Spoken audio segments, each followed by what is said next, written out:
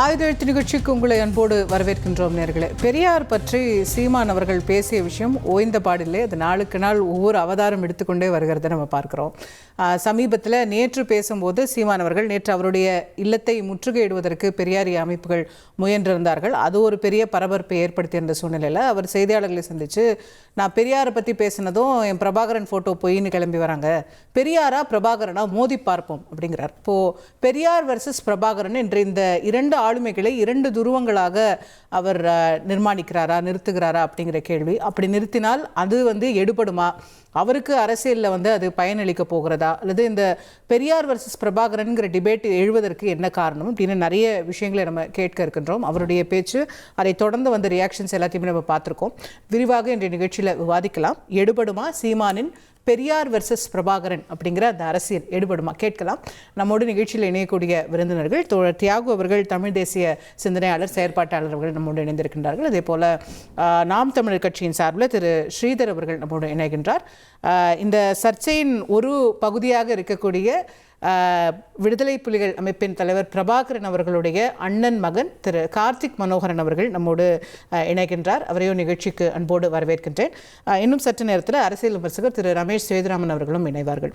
நான் ஸ்ரீதர் அவர்கள்ட்டேருந்து நிகழ்ச்சியை தொடங்கலாம்னு நினைக்கிறேன். இது என்ன புது கட்டமைப்பு? பெரியார் வெர்சஸ் பிரபாகரன் இவர்கள் இருவரும் முரணான ஆளுமைகள் அப்படிங்கிற முடிவுக்கே முதல்ல எப்படி வரீங்க? இப்போ எங்களுடைய கட்சியை பொறுத்த வரைக்கும் எங்கள் கட்சியோட தலைமை என்பது தேசிய தலைவர் பிரபாகரன் தான். இன்னும் இந்த கட்சியோட, நாம் தமிழர் கட்சியோட ஆரம்ப புள்ளி முள்ளிவாய்க்கால் இறுதிப் போருக்கு பிறகான ஏற்பட்டது தான். அதற்கு முன்பு வரை தமிழருக்கென்று இங்கே தமிழ் நிலத்தில் ஒரு கட்சி ஏற்பட வேண்டும் என்ற தேவையே இல்லாமல் இருந்தது. அப்போ ஒரு கட்சி ஆரம்பிக்கப்படும் ஒரு தலைவரை தெரிவித்துக்கொள்ள ஒரு அடையாளத்தை, எந்த பாதையில் பயணிக்க போகிறோம், நம்முடைய நோக்கம் என்னவாக இருக்குது அப்படின்றது தலைவரோட தேர்வுலேருந்தே இருக்குது. இப்போ அதன் அடிப்படையில் தேர்ந்தெடுக்கும்பொழுது நம்ம பெரியாரையோ அல்லது அண்ணாதுரை அவர்களையோ அல்லது அதுக்கு முன்பு இருந்த எந்த தலைவர்கள், இல்லை வடக்கில் இருந்த காந்தி நேரு போன்றவர்களையோ, இல்லை கம்யூனிஸ்ட் கட்சி கொண்டிருக்கிறது போல் மார்க்சிஸ்டையோ யாரையும் நம்ம கொள்ளலை, ஏங்கல்ஸையோ நம்ம எடுத்துக்கல. அப்போ தமிழினத்திற்கென்று தமிழர் உரிமைகளை பேச, தமிழருக்கென்று ஒரு தனி தேசத்தை கட்டமைக்க முயன்ற, அதில் கட்டி ஒரு 2 ஆண்டு காலம் சிறந்த ஒரு மாதிரி ஆட்சியை கொடுத்து, நீங்க பிரபாகரன் ஏன் தேர்ந்தெடுத்துக்கிட்டீங்கன்றது கேள்வி இல்லை. அப்போ பெரியாருக்கும் அவருக்கும் முரண்பாடு இருக்காங்க. அதுதான் நாங்கள் அப்படிதான் பார்க்குறோம். முரண்பாடு இருக்குதுன்னு சொல்றதை விட ஆரம்ப கட்டங்களில் இந்த முரண்பாடுகள் கூட உணரப்படவில்லை.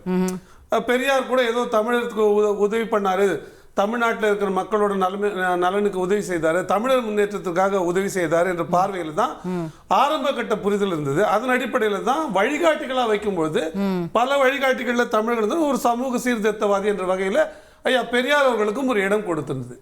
இப்போ இருக்கிற அரசியல் சூழ்நிலைகள் எல்லாவற்றுக்கும் பார்க்கும்பொழுதும், இல்லை இன்னும் ஆழ்ந்த வாசிப்புகள் ஏற்படும் பொழுதும், புரிதல் ஏற்படும் போதும், அரசியலில் இப்போ திமுக போன்ற கட்சிகள் எல்லாவற்றிற்கும் பெரியாரை கொண்டு குவிக்கிற அந்த நிலைப்பாடு ஏற்படுத்தும் போது இப்போ என்ன தேவையாக ஏற்படுதுன்னா, பெரியார் என்னென்னலாம் பெரியார் இருந்தாலும் ஒரு ஆராய்ச்சி பண்ணும்போது அவர் தேவையற்றவர். குறிப்பாக நீங்க பெரியாரை விமர்சிக்கிறது ஒரு புறம், அது ஏற்கனவே விமர்சிச்சிருக்காரு, அதுக்கு இப்போ ரியாக்ஷன்ஸ் நிறைய வந்துட்டு இருக்குன்றதை பார்க்கிறோம்.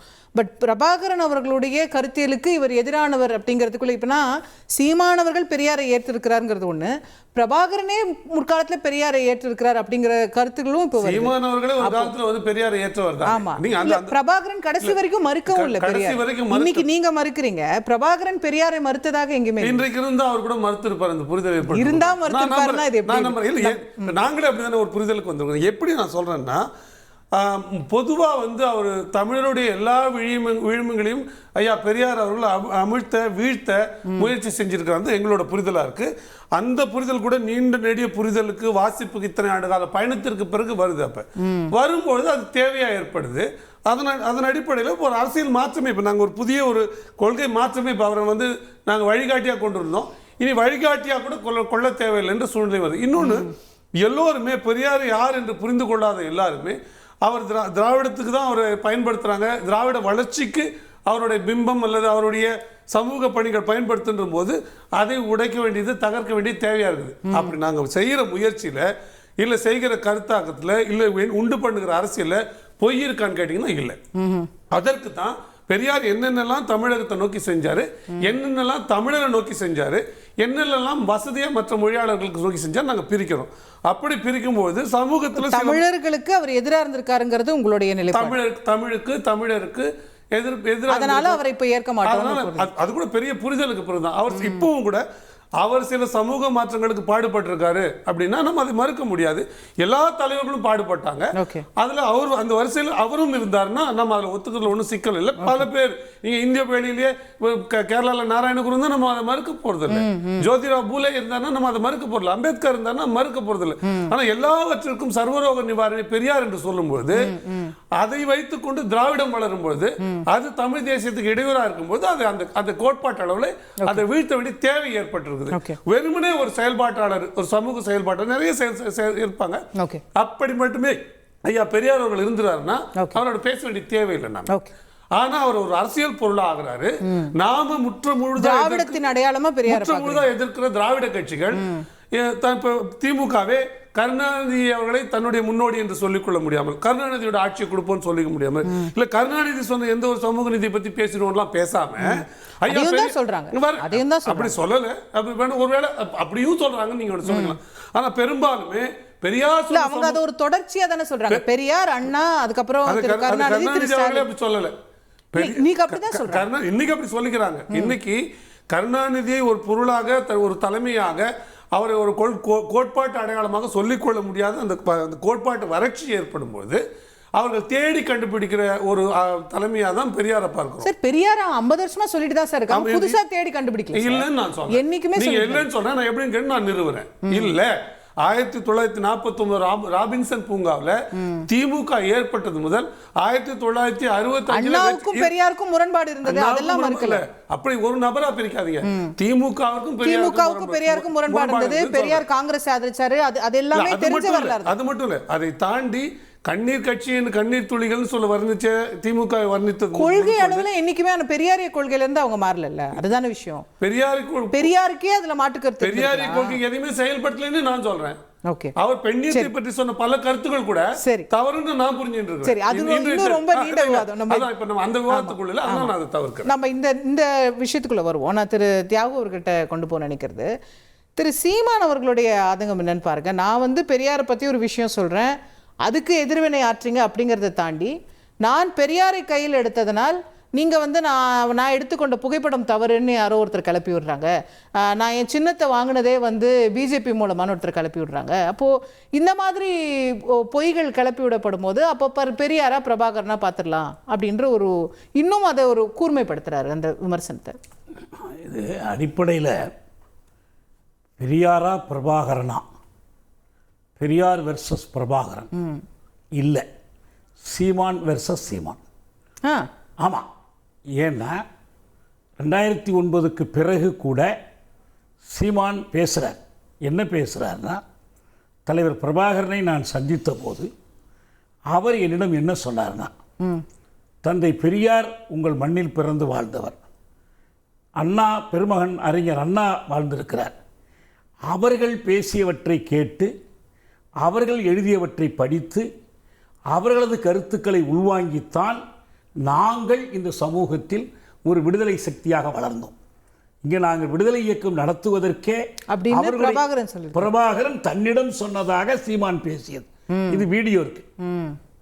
அது எதுக்கு பிறகு நான் சொல்றேன், இது சந்தித்து வந்த பிறகு 2009 இனவழிப்புக்கு பிறகு அவங்க எம்ஜிஆர் நகர் மாநாடு நடத்தும் போது 2 தலைவர்களுடைய படத்தையும் வைத்து தான் நடத்துறாங்க.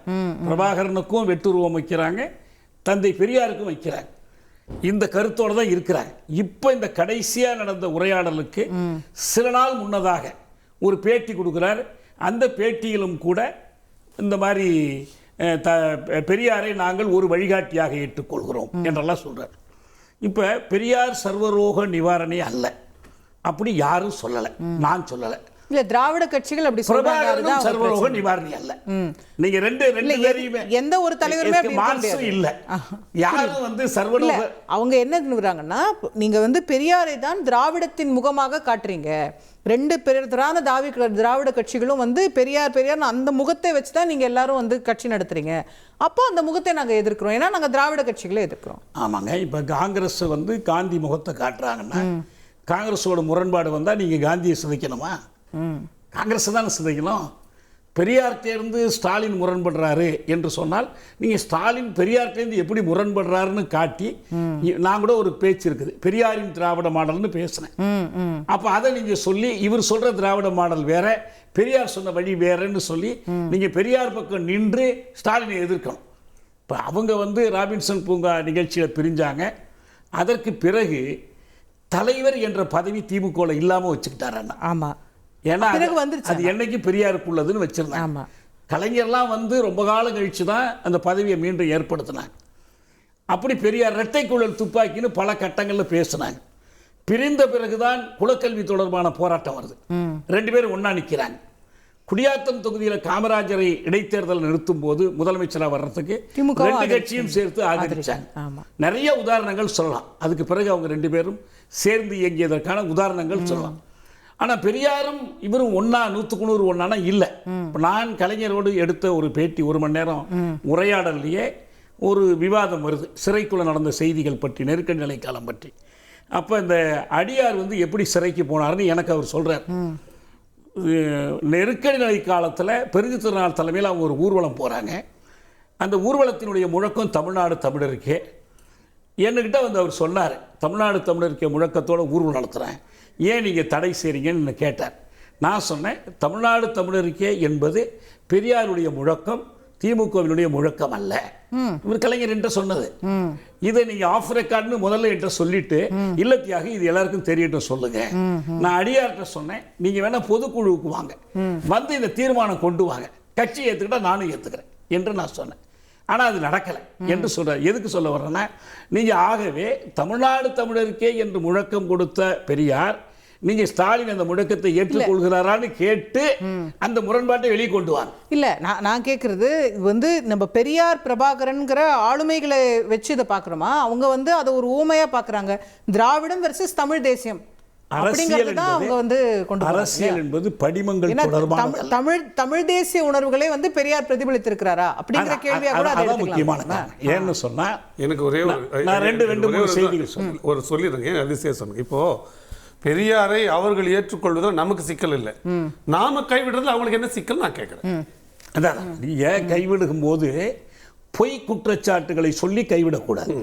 பெரியாரை நீங்க உண்மையான விமர்சனங்கள் அடிப்படையில் விளக்கம் சொல்லுங்க. ரெண்டாவது, கைவிடுவது யார்? கலைஞர் ஒரு வார்த்தை சொன்னார், அவ்வளோ பெரிய தலைவராக இருந்தாலும் பொதுக்குழுவுக்கு கொண்டுட்டு வான்னார். இது எந்த பொதுக்குழுவில் தீர்மானிக்கப்பட்டது? நாம் தமிழருடைய பொதுக்குழுவா, செயற்குழுவா? யார் இந்த மறுபரிசீலனையை செய்தது? பெரியாரை குறைந்தது வழிகாட்டிகளில் ஒன்று தொடங்கியது யாரோ அவர் மறுபரிசீலனை செஞ்சிட்டார். இது இல்லையா? அப்புறம் ஒரு கட்சி, ஒரு ஜனநாயக இயக்கம், அவர் தான் நிறுவனர், அவர் தான் தொடங்கியிருக்காரு, அவர் சொல்லணும். அது அவரே சொல்றாரு, நான் தான் முடிவெடுப்பேன்னு சொல்லணும். ஒரு கட்சிகள் அமைப்பு, நான் எங்க கட்சியில எத்தனையோ மாற்றங்கள் பண்றேன், எங்க இயக்கத்துல எவ்வளவு சின்ன இயக்கமா இருந்தாலும் ஒரு பொதுக்குழு தீர்மானிக்கிறேன். ஐயாவுக்கு அந்த தெளிவுக்காக சொல்றேன். இந்த கருத்துக்களை ஒரு 2 ஆண்டுகளுக்கு மேலே நாங்கள் இப்படி இருக்கின்ற சூழ்நிலை தொடர்ச்சியாக எல்லா தளங்கள்லையும் பேசிட்டு தான் வரோம். எங்களோட கட்சி கூட்டங்களில் இப்படி இருக்குது, அதை என்ன இப்படி மேலும் இன்னும் தோண்டிட்டு போட தமிழை பற்றி மிக மோசமான தகவல்களை அவர் சொன்னதாகவும், மொழி சார்ந்த ரொம்ப இழிவான சொல்லுகளை பேசுறதாகவும் இருக்குது. அவரையும் நம்ம ஆதரிச்சுக்கிட்டு தமிழை வந்து முன்ன கொண்டு வரணும், தமிழை வந்து உலக மொழியாக மாற்றணும் அப்படின்னு நம்ம பேசும்பொழுது முரணாக இருக்காது. அப்போ அது கோட்பாட்டாலும் அது ஏற்றதே கூட அது முரண் இல்லையா? நாங்கள் பல தளங்களில் பேசியிருக்கோம், பல கலந்துரையாடல் போட்டிருக்கு. தமிழ் மிச்சி பாசிலிருந்து குறிப்பாக இதை பற்றி அடிக்கடி விவாதங்களே ஏற்படும். அண்ணனுக்கு அவருக்கும் நம்ம ரொம்ப தூரம் வந்துட்டோம், அது அவரை தொட வேண்டிய தேவை நமக்கு என்ன இருக்குன்னு தான் கடந்து போயிட்டோம். இன்றைக்கு காலம் அதை நிர்பந்திச்சு. ஐயா சொன்னால அவரே தான் முடிவு பண்ணி வர்றாரு. இல்லை, இது எங்களுடைய கருத்து தான், பல காலமாக நாங்கள்லாம் இது தொடர்ச்சியாக பேசிட்டு இருக்கிற கருத்து தான். ஐயா கேட்டாங்க இது என்ன அடிப்படைன்னு, எதன் அடிப்படையில் பொய் குற்றச்சாட்டில் சொல்லாதீங்க. நாங்கள் அதை நம்ம அடுத்த சுற்றம் நான் சொல்றேன், எப்படி அந்த முடிவு ஏற்பட்டது. இல்ல அந்த ஆதாரங்களை நீங்க இன்னமும் கொடுக்கல. இப்போ என்ன சொல்றாரு திரு சீமான்? இப்போ நான் அதுக்கு சொல்லிட்டோம். ஆமா, நீங்க இப்போ திரு சீமான் இப்போ என்ன சொல்றாரு, நான் நீதிமன்றத்தில் வந்து கொடுக்குறேங்கிறாரு. இதுக்கு முன்னாடி என்ன சொன்னாரு, நீங்க பொது உடைமையாக்குங்கிறாரு. அப்போ ஆதாரம் இல்லைங்கிற பொருள். நான் உங்களுக்கு ஒரு எடுத்துக்காட்டு சொல்றேன். என்ன ஒருத்தர் கத்தி எடுத்துட்டு வந்து வெட்டிட்டார். கத்தி எடுத்துட்டு போய் வீட்டுக்கு போயிட்டார், வெட்டிட்டார். நான் வெட்டுக்காயத்தோட வெட்டிட்டாருங்க இந்த நபர்னு நான் சொல்றேன். நீங்க என்ன சொல்றீங்க, கத்தி எங்கன்னு என்ன கேக்குறீங்க? நான் சொல்றேன் கத்தி அவர் வீட்டுக்குள்ளே ஒளிச்சு வச்சிருக்காருன்னு நான் சொல்றேன். ரொம்ப இதுதான் சின்ன புரிதல்.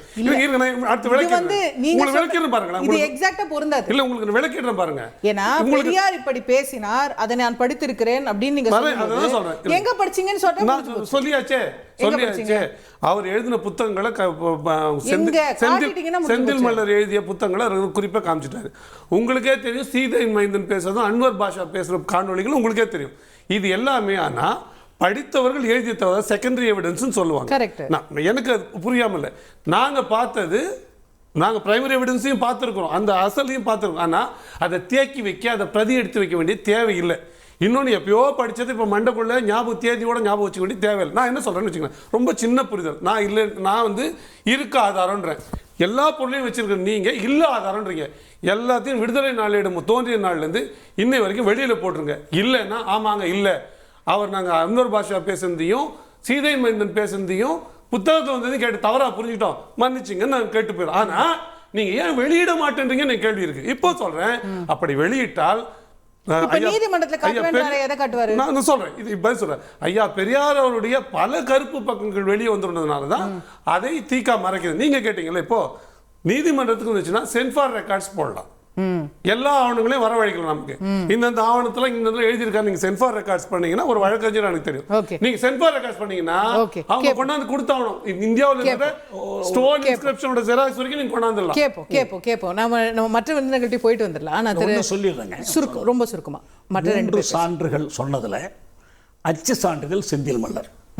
செந்தில் மல்லர் புத்தகம் என்கிட்ட இருக்கு, நான் படிச்சிருக்கிறேன். இனப்பகைவர் பெரியார், அதுல ஒரு பத்தி விடுதலை ஒரு தேதி குறிப்பிட்டு இருக்கு, நானே அதை பத்தி எழுதியிருக்கிறேன். இந்த விடுதலை இதழ் இன்னைக்கு எல்லாருக்கிட்ட பார்வையிலையும் இருக்கு, எல்லோரும் எடுத்து வெளியிட்டுட்டோம். 4 பக்கம் தான் விடுதலை இதழ், 4 பக்கமும் வெளியிட்டாச்சு. 4 பக்கத்திலையும் எதுவுமே இல்லை. இல்லைன்ற பிறகு இதை கொண்டு போய் மறைச்சு வச்சிருக்கிறாங்கிற பேச்சுக்கே இடம் இல்லை. அந்த குறிப்பு தவறானதுன்னு நான் சொல்றேன். மொத்தத்தில் எந்த குறிப்பு தவறானது? அந்த குறிப்பிட்ட தேதி இருக்குல்ல, அது பிழையா இருக்கலாம். 63 நீங்க சொன்ன புத்தகத்துல இருக்கிற தேதி, அப்புறம் திருப்பி அது பிழை, நீங்க கோல் போஸ்ட் மாதிரி உங்ககிட்ட இருக்க காமிச்சிட்டுங்களேன். இப்ப நீங்க எந்த தேதி காட்டுங்க, இல்ல மொத்த பேப்பரையும் காட்டுங்க, நாங்க பாத்துறோம்ன்ற. என்ன உங்களுக்கு அது ஒண்ணு தவறா? இதுவரை வெளியான அத்தனை விடுதலை என்னன்ற அதுவும் இருக்கு. இது எப்படி இருக்கு தெரியுமா? தந்தி பத்திரிகை கேட்டா கிடைக்குமா? கண்டிப்பா கேட்டா உங்களுக்கு கேட்டா கிடைக்குமா? கண்டிப்பா. ஆனா விடுதலை கிடைக்காது நான் சொல்றேன். இல்ல நான் என்ன சொல்றேன், ஐயா கொடுக்க சொல்லுங்க. இல்ல இது எப்படி இருக்குன்னா, நானா ஒரு விஷயத்தை இது அந்த பேப்பர்ல இருக்குன்னு நான் பேசிடுவேன், அதுக்கப்புறம் நீங்க வந்து ப்ரூவ் பண்ணுங்க. கேளுங்க, இல்ல ஒரு உதாரணத்துக்கு சொல்றேன். அப்படி ஒருத்தர் பேசிடுறது, பேசிட்டு நீங்க எங்க ஆதாரம் கேட்டா நீங்க பிரசுரிச்ச நாள்ல இருந்து எல்லா விடுதலையும் எடுத்துக்காம என்ன சிக்கல் இருக்குன்ற உங்களுக்கு அதுல நீங்க பேசுறதுக்கு நீங்க தான் சார் பொறுப்பேற்கணும். அவங்க எப்படி பொறுப்பேற்கணும்? நாங்க பேசுறது எங்க பத்திரிகையில இருந்து பேசல, நான் எங்க ஆவணத்துல இருந்து பேசியிருந்தேனா நீங்க சொல்லலாம். நீங்க ஆவணம் இல்லாம பேசிருக்கவே கூடாது. விடுதலை இருக்கு, இப்பவும் சொல்றேன், இப்பவும் நம்பிக்கை இருக்கு. அதனால தான் நான் என்ன சொல்றேன்னா, செந்தில் மன்றத்துல பொய்யாக எழுதி இருக்கிறார் என்று சீமான் அறிவிக்கட்டும். செந்தில் மன்னர் சொல்வது பொய். திரு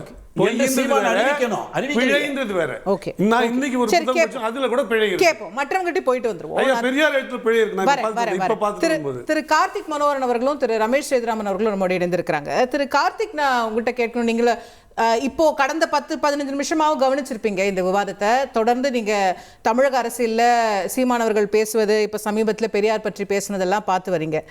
இப்போ அவர் சமீபமா பேசியிருப்பது திரு பிரபாகரன் அவர்களை தொடர்பு படுத்தி பெரியார் வெர்சஸ் பிரபாகரன் அப்படின்னு நிறுவுகிறார். இப்போ பிரபாகரன் அவர்களுடைய குடும்பத்தை சேர்ந்தவராக இதை நீங்க எப்படி கவனிக்கிறீங்க? பெரியாரும் பிரபாகரனையும் எதிரெதிர் துருவங்களா நீங்க பாக்குறீங்களா? கண்டிப்பாக இல்ல. அதாவது அவர் வந்து மேடை பேச்சுகள்ல வந்து இவ்வளவு காலமும் பெரியாரின் போதனைகளின் கீழே தான் தாங்கள் பயணிச்சதா சொல்லிட்டு இன்னைக்கு திடீர்னு பெரியாரை எதிர்த்திருக்காரு. அதுக்கு காரணமா தேசிய தலைவருடைய பெயரையும் இழுத்து விட்டுருக்காரு. அதாவது பெரியாரையும் தேசிய தலைவரையும் எதிரெதிரணியா மாத்தி இருக்காரு. என்னுடைய கேள்வி, இந்த மூத்த அரசியல்வாதிகள் கிட்ட என்னைக்கு தேசிய தலைவர் அவர்கள் வந்து பெரியாரை வந்து எதிர்த்தாரு அல்லது எதிர்கருத்து சொல்லி இருக்காரு அப்படின்றத நான் தெரிஞ்சுக்க ஆசைப்படுறேன். அப்ப இன்னைக்கு கடைசி நாள் வரை பிரபாகரன் அவர்கள் பெரியாருடைய ஏற்புல தான் இருந்தார் அப்படிங்கறத உங்க பாயிண்ட்? அப்படி இல்ல. அவர் வந்து எதிர்க்கவே இல்லையே. அதாவது பெரியாரை பத்தி எதுவும் தவறா கதைச்சதா எங்கேயுமே இல்லையே. அதாவது இவ்வளவு காலமும் சீமான் அவர்கள் மேடையில கூட சொல்லியிருந்தாரு. அவரின் பெரியாரின் வழிகாட்டுதலின் கீழ் தாங்கள் எல்லாம் பயணிக்கிறதா எல்லாம் சொல்லிட்டு இப்ப திடீர்னு அவரை எதிர்த்த மாதிரி ஒரு கருத்தை வச்சிருக்காரு. இன்றைக்கு அவர் இருந்திருந்தா எதிர்த்திருப்பாருன்னு நாம் தமிழருடைய புரிதலா இருக்கு. அவர் இன்னைக்கு இருந்திருந்தா எதிர்த்திருப்பாருன்றது இவருக்கு எப்படி தெரியும்? அதாவது அவர் சித்தப்பா இல்லைன்னு தெரிஞ்சுக்கிட்டு அவர் இப்படியான அவர் அவர் சொல்லாத விஷயங்களை சொல்ல முன் வர்றாரா? இல்ல, ஏன்னா அவர் வந்து தமிழருக்கு எதிராக விஷயங்களை பெரியார் செய்திருக்கிறாரு. அதெல்லாம் இப்ப நாங்க புரிஞ்சுக்கிட்டோம். அப்போ பிரபாகரனை பின்பற்றுபவர்கள் பெரியாரை ஏற்க முடியாதுன்ற ஒரு புரிதலுக்கு அவங்க வரதா சொல்றாங்க. எந்த இடத்துலயுமே பெரியாரை எதிர்த்ததா சித்தப்பா சொன்னதா எந்த இடத்துலயுமே எந்த பதிவுமே இல்லையே. அதாவது இவர் வந்து அதை எப்படி திருப்பி விடலாம்? அதாவது பெரியாரையும் தேசிய தலைவரையும் எதிர் அணியா மாற்றி விடுறதுக்கான இவருக்காக அந்த அதிகாரத்தை கொடுத்தது. அப்போ திரு பிரபாகரன் அவர்கள் மறைந்த பிறகு நீங்க அவருடைய அவர் இருந்த கருத்தியில இவங்க மாத்தி பேசுறதா பாக்குறீங்க நீங்க? அது ஒரு பிழையா மாத்தி பேசுறாங்க. அதாவது அவர் சொல்லாத விஷயங்களை வந்து அவர் சொன்னதா போதிக்கிற போது இது அடுத்த சந்ததிக்கு வந்து என்ன மாதிரி போய் சேரும் அப்படின்னு சொன்னா ஏதோ பெரியாரையும் திராவிடத்தையும் அங்க இருந்து எதிர்த்தாங்க, அதற்காகத்தான் போராடினாங்கன்ற மாதிரியான ஒரு விஷயத்தை தான் இவங்க கொண்டு முனைகிறாங்க. அவர் தவறான புரிதல் இருக்காரு. நாங்க பெரியாரை பிரபாகரன் அவர்கள் எதிர்த்தான்னு எங்கேயுமே சொல்லல. நாங்க எங்க தலைவரா தூய தமிழ் தேசியம் கொண்டிருக்கிற தேசிய தலைவர் மேதகுவே பிரபாகரன் அவர்களை தலைமையா கொண்டிருக்கோம். ஆனால் ஐயா பெரியாருடைய கருத்துக்கள் எல்லாம் இப்ப தமிழருக்கு எதிராக இருக்குன்னு எங்களுக்கு புரிதல் ஏற்படுது. அதனால நான் இப்பவும் சொல்றேன், பிரபாகரன் அவர்கள் பெரியாரை எதிர்த்தார் என்று நாங்கள் எங்கேயும் சொல்லலை. அது அவரோட இல்லை, நாங்கள் அதை எதிர்க்கிறோம்னு சொல்றோம். அது என்ன சொல்றோம்னா, நாங்கள் நம்பி இருக்கிற தூய தமிழ் தேசியத்தின் தலைவரான பிரபாகரன் அவர்களை நாங்கள் இங்கே அடையாளமாக நிறுத்துறோம். அவர்கள் வந்து பெரியார் நிறுத்துறாங்க. இப்ப இந்த கோட்பாடு அந்த கோட்பாடான்னு பார்க்கலாம். இப்பவும் சொல்றேன், இவர் சொல்ற அதே காலகட்டத்தில் அண்ணன் சீமான் அவர்கள் கருத்து பெரியாரை பற்றி என்னவா இருந்தது? உலகமே அந்த புரிதல் தான். இன்னைக்கு வந்து இந்த தொழில்நுட்ப யுகம் வளர்ந்த பிறகு எல்லா தகவலும் எல்லாரும் படிக்க முடியுது, அடைய முடியுது. எல்லாரும் அடையும் போது புரிதல் மாறுது. திரு கார்த்திக், நான் அவர்கிட்ட கேட்க விரும்புறது என்னன்னு சொன்னா, அப்படின்னு சொன்னா கூட பெரியார் வர்சஸ் சீமான் அப்படின்னு தானே வரணும். அது எப்படி பெரியார் வர்சஸ் தேசிய தலைவர்னு வரும்னு தான் என்னுடைய கேள்வி. எந்த ஒரு நபரையும், எந்த ஒரு பெரிய ஆளுமையும், எந்த ஒரு தியாக உருவத்தையும் தலைவராக ஏற்கிற உரிமை எங்களுக்கு இருக்கு. அவர் சித்தப்பா தான், நான் அதை மதிக்கிறேன், ஏற்கிறேன். ஆனால் தேசிய தலைவர் பிரபாகரன்றது அவர்கள் வீட்டு பொருள் அல்ல, எங்கள் கோட்பாட்டு தலைவர். அவர் என்னைக்கு தமிழனா இருக்காரோ, என்னைக்கு தமிழன் சொல்லிக்கிட்டாரோ அன்னைக்கு இந்த நீங்க அவர் சொன்னதே திருச்சி சொல்றீங்க. ஒட்டுமொத்த தமிழ் வெளிக்கும் சொல்றோம், ஐயா தியாகம் உட்பட அவருக்கு சொந்தம் தான் நான் சொல்றேன். நாங்க அவர் மறுத்தாருன்னு சொல்லல, நாங்க அவர் வந்து பெரியாரை எதிர்த்தான்னு எங்கேயுமே சொல்லல. அவரோட அந்த புரிதல் அப்ப இல்லைன்ற 2009 வரைக்குமே நான் சொல்றேன். அது ஆனால் சீமான் அவர்களுக்கு அந்த புரிதல் இல்லைன்னு தான் நான் சொல்றேன். அப்படிதான் நான் சொல்றேன், கால தேவைன்னு தான் நான் சொல்றேன். திரு கார்த்திக், என்னுடைய குடும்ப உறவு சித்தப்பான்றதை விட்டுட்டு நானும் அந்த மண்ணில பிறந்த ஒரு மகனா பாக்குறேன். அவர் எங்களுடைய தேசிய தலைவர். ஒட்டுமொத்த தமிழர்களுடைய தேசிய தலைவர் கூறியதாகவோ அவருடைய புரிந்துணர்வாகவோ ஒரு தப்பான ஒரு கருத்தை முன்வைக்கிற போது எப்படி ஒரு தமிழனா என்னால கூறியதா சொல்லலன்றதை தெளிவுபடுத்திட்டாரு. நாங்க வந்து பிரபாகரன் அவர்கள் இதை கூறியதா சொல்லவில்லை, ஆனால் நாங்க வந்து அவரை ஏற்று நாங்க ஒரு கட்சி நடத்துறோம், ஒரு வழி நடத்துறோம் போது எங்களுக்கு பெரியாரோட கொள்கை முரண்பாடு ஏற்படுகிறது அப்படிங்கிறார். கொள்கை முரண்பாடு ஏற்படும், அவங்க வைக்கலாம். அதுதான் கேக்குறேன். இல்ல அதை வந்து வைக்கிறாங்கன்ற போது எப்படி இதை தேசிய தலைவர் எதிர்த்தார் அப்படின்னு, அல்லது அவருடைய கருத்துக்கு முரண்னு வரும். அதாவது இவங்க வேணா எதிர்க்கலாம், அவருடைய பேரை இதுல இழுக்கிறதுக்கான வாய்ப்பே இல்லையா? இப்ப இந்த மாதிரி போயிட்டு இருக்கு. இல்ல, இப்ப நீங்க வந்து இப்போ தமிழ்நாட்டுல பல இயக்கங்கள் வந்து பிரபாகரன் அவர்களை வந்து ஏற்கிறாங்க, இல்ல அவருடைய வழி நடக்கணும்னு சொல்றாங்க. தமிழக அரசியல்ல அவர் வந்து இன்னொரு பேசு பொருளா இருக்காருங்கிறத நீங்க உணர்ந்திருப்பீங்க. இப்போ நாம் தமிழர் கட்சி குறிப்பா தொடர்ந்து பிரபாகரன் அவர்களுடைய சித்தாந்தம், கோட்பாடு, அவர் சொன்னது, ஈழ விடுதலை போன்ற விஷயங்களை தொடர்ந்து பேசி வரக்கூடிய ஒரு கட்சியா இருக்கு. அப்போ அவங்க வந்து பிரபாகரன் அவர்களை முழுசா உள்வாங்கிய ஒரு கட்சியா நீங்க பாக்கலையா? அப்ப அவங்க சொல்றாங்கன்னு போது அதுல ஒரு விஷயம் இருக்கும் அப்படின்னு ஒரு பொதுமக்களுடைய பார்வை இருக்கும். அதாவது அவங்க உள்வாங்கி இருக்காங்க அப்படின்ற போது அவருடைய புகைப்படத்தை வச்சாலோ அல்லது அவருடைய கொடியை வந்து அவங்க வடிவமைச்சு வச்சுக்கிட்டாலோ வந்து இவங்கள்ட்ட கொடுத்துட்டாங்கன்னு அர்த்தம் இல்லை. காரணம் என்னன்னு சொன்னா, எங்களுடைய தேசிய கொடி இருக்கு எங்களுக்குன்னு. அதே மாதிரி எங்களுக்குன்ற துயிலும் இல்ல பாடல் இருக்கு. இப்ப நீங்க சொல்லுங்க, அதாவது இது வந்து ஒரு அரசியல் கட்சி. இப்ப நான் இங்க டென்மார்க்ல ஒரு அரசியல் கட்சி ஆரம்பிக்கிற போது இந்திய தேசிய கொடியை வந்து என்னுடைய கட்சி கொடியா என்னால பயன்படுத்திக்க முடியுமா? அல்லது இந்திய தேசிய கீதத்தை என்னுடைய பாடலா பயன்படுத்திக்க முடியுமா? முடியாது. அதை அவங்க ஏன் பண்றாங்க? இப்ப நாங்க முடியாம பண்ணிருக்கோமா நீங்க சொல்லுங்க. அவர் அந்த புரிதல் இல்லாம சொல்றாரு, பயன்படுத்திக்க முடியும். நான் தேசியில எல்லா சின்னங்களையும் புலி உட்பட எல்லா சின்னங்களையும் நீங்கள் தாமரையை கூட இப்போ வேறு வடிவத்தில் இன்னொரு கட்சியில் கொடியாக பயன்படுத்திக்க முடியும். இன்னைக்கு ஒரு கோவிலில் கூட பயன்படுத்திக்க முடியும். அப்படி இல்லைன்னு சொல்ல முடியும். அப்படி இருந்தால் அந்த அங்கீகாரமே வந்திருக்காதுல்ல. அவர் அந்த புரிதல் நான் இன்னொரு ரொம்ப சின்ன புரிதல் தான். ஏன்னா அவர் எங்கள் தலைவருக்கு மிக நெருக்கமானவர். அவர் நீங்கள் அவர் எப்படி எங்களை பேசினாலும் அவரை ஒரு வார்த்தையும் பேசுகிற இது இல்லை. அது வந்து தேசிய தலைவருக்கு நாங்கள் தலை தாழ்ந்து செலுத்துகிற மரியாதைன்னு நினைக்கிறேன். ஆனால் அவர் சரியான புரிதல் இல்லைன்றது தான் நான் வித் ஆல் டியூ ரெஸ்பெக்ட் நான் சொல்லிக்க விரும்புகிறேன். நாங்கள் ஒருபொழுதும் திமுக பேசாத பிரபாகரிய பெருமைகளை நாங்கள் பேசியிருக்கிறோம். அதிமுக பேசாதை, கம்யூனிஸ்டுகள் பேசாதை நாங்கள் பேசியிருக்கிறோம் சொல்றோம். இன்னும் கேட்டால் எங்களுக்கு கட்சியோட அடிநாத கோட்பாடு பெரிய பிரபாகர கோட்பாடுகள் தான் நான் சொல்றேன். திரு கார்த்திக், நீங்க சீமான் அவர்களை தவறா புரிஞ்சிருக்கீங்களா? எப்படி நான் சொல்றது வந்து அவங்க கொடியை வந்து எங்களுடைய தேசிய கொடியை எடுத்து பயன்படுத்திக்கிறாங்கன்றது தான் நான் சொல்றேன். அதாவது அவங்க அந்த கொடியை வேறு வடிவத்துல வடிவமைச்சு பயன்படுத்திக்கிறதுக்கு நாங்க எந்தவித எதிர்ப்பையுமே காட்டினதில்லை இதுவரை. இந்த வருடம் மாவீரர் நாள்ல எங்களுடைய தேசிய கொடியை அப்படியே எடுத்து பயன்படுத்தி இருக்காங்க. துயிலும் இல்ல பாடலை வந்து மாவீரர் நாள்ல ஒலிக்கக்கூடிய அந்த பாடலை பயன்படுத்தி இருக்காங்க அவங்களுடைய கட்சிக்குள்ள. ஒரு கட்சிக்குள்ளையான இது இல்ல, அது எங்களுடைய தேசியத்திற்கான பாடல், எங்களுடைய தேசியத்திற்கான கொடி. அது இல்ல அதற்கான மரியாதையை கொடுக்க. இப்படி ஒரு டெவில்ஸ் அட்வொகேட்டா யோசிச்சு பாருங்களேன். உங்களுடைய கோட்பாட்டை, சித்தாந்தத்தை, கொடியை, பாடலை இன்னொருத்தர் அப்படியே ஏற்கிறாங்கன்னு சொன்னா அதை நீங்க ஏன் வரவேற்க கூடாது? அதோட இப்ப சித்தப்பாவை பத்தி, அதாவது கடைசி நேர போரின் பொழுது வந்து அவர் சீமான் கூறியது எல்லாமே வந்து ஒரு இங்க இருக்கிற நிறைய புலம்பெயர் தமிழர்கிட்ட சேகரிச்சு வச்ச விஷயத்த சித்தப்பா இவருக்கு செய்ததாக வந்து அவர் சொல்றது எல்லாமே தவறு. அதாவது ஒரு உணவு பிரியரா, ஒரு போர் நடந்து கொண்டிருந்த காலத்துல வந்து சீமானை பராமரிக்கிறதுக்காக தான் மிகவும் பாடுபட்டதாக இப்படியெல்லாம் எங்கேயுமே நடக்கலையே.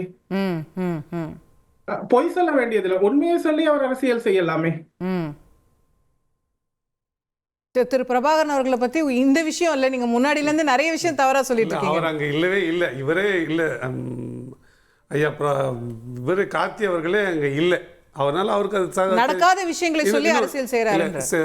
புலிகளோட செயல்பாடுகள் வந்து அண்ணனுக்கு தம்பிக்கு தெரியாது, மனைவிக்கு புருஷன் செய்யறது பெண்டாட்டிக்கு தெரியாது, பெண்டாட்டிக்கு தெரியாது தெரிஞ்சது புருஷனுக்கு தெரியாது. அப்படிதான் ஒரு மிகப்பெரிய அங்கே ஒரு கட்டமைப்பு, ரொம்ப கமுக்கமான கட்டமைப்பாக இருந்தது. அதனால் ஐயா அவர்களுக்கு தெரியல, அப்படி பண்ண வேண்டிய தேவையில்லை. நீங்கள் ஒன்று நீங்கள் இன்னொன்று தள்ளி வைப்போம். இப்போ அவர் அந்த புள்ளிக்கு வந்துட்டதுனால அதனால நம்ம கிளைம் பண்ணிக்கல. இப்போ நான் வந்திருக்கேன், நான் நாம் தமிழில் வந்திருக்கேன் 2018 நான் இருக்கேன். நான் இந்த போட்டோவை பார்த்துட்டு வரல, நான் வந்து அவர் போனாரா இல்லையான்னு பார்த்துட்டு வரல. தமிழ் தேசியத்தை அவர் போனாரா இல்லையாங்கிற டிபேட் இல்ல. திரு கார்த்திக் சொல்றது அங்க போய் இது நடந்தது, அது நடந்தது, அந்த உணவு சமைத்தாரு, அவருக்கு தெரியலன்ற அவரே தேசிய அவரோட நேர்காணலை நான் பார்த்துருக்கேன். அவர் பல நேரங்களில் தொடர்பே இல்லாமல் இருந்திருக்கேன். நான் சில மணி நேரம் தான், சில மணித்துளிகள் தான் நாங்கள் ஃபோன்லேயே பேச முடியும். அதுக்குள்ளே ஒருத்தர் மாற்றி ஒருத்தர் நீங்கள் தந்தி டிவியில் வெளியிட்டதுலேயே நான் பார்த்துருக்கேன். அப்போ அவர் குடும்ப விஷயங்களை பேசிக்கிறதுக்கே மாத கணக்கில் ஒரு தடவை, அதுலேயே சில மணி துளிகளை ஒரு 5 நிமிடம் 10 நிமிடம் தான் பேச வாய்ப்பு இருக்கும்போது இங்க வந்து போனதெல்லாம் இவர் அமைப்புல இல்லை, பிரபாகரன் அவர்கள் அமைப்புல இல்லை. இல்லாதப்ப அவருக்கு எப்படி தெரிஞ்சிருக்க முடியும்? இருக்கிறவங்களுக்கே தெரியாது, ஒரு கட்டமைப்பில் இருக்கிறவங்களுக்கு இன்னொரு கட்டமைப்பில் இருக்கிறவங்களுக்கு தெரியாது. அதனால அவர் தெரியாம பேசுறாரு, அவ்வளவுதான். நான் அதை தாண்டி அதை புரிந்து கொள்வதற்கு ஒண்ணும் இல்லை. நான் பிறந்தது 1980 இருந்து 2009 வரை அவருக்கு பராமகனா தான் இருந்திருக்கிறேன். 8 நிமிஷத்துல இருந்து 10 நிமிஷம் வரை வந்து சந்திச்ச சீமான் சொல்றதை வந்து எப்படி என்னால நம்ப முடியும்? அதாவது சித்தி என்ன பண்ணுவாங்க, என்ன பண்ண மாட்டாங்க, சித்தி யாரை சந்திப்பாங்க, யாரை சந்திக்க மாட்டாங்க அப்படின்றது எங்களுக்கு தெரியாது. அந்த காலகட்டத்துல எங்களுடைய தாத்தா பாட்டி கூட அங்கதான் இருந்தாங்க. சித்தி கூட பேச முடியாது, தாத்தா பாட்டி கூட பேச முடியும் தானே? எல்லா இயக்க நடவடிக்கைகளும் ஒன்னொன்னா மானிட்டர் பண்ண முடியாது, யாராலுமே பண்ண முடியாது. ஒரு தலைமை யாரும் ஒருத்தர் இவ்வளவு நெருக்கமா சித்தப்பாக்கு இருந்திருக்காருன்னா அவருக்கு தெரிஞ்சிருக்காது. குடும்ப அளவுல இருந்திருப்பாங்க.